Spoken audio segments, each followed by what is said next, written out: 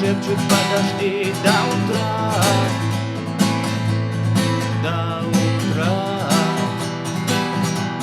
Странный стук зовет дорогу.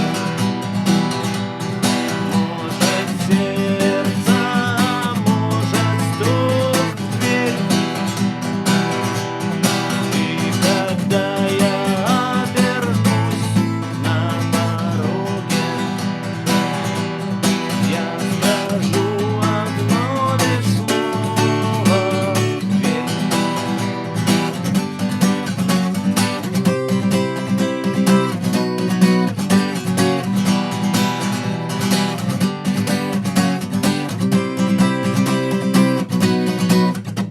И опять на вокзал, и опять поезда, и опять проводник выдаст белье и чай.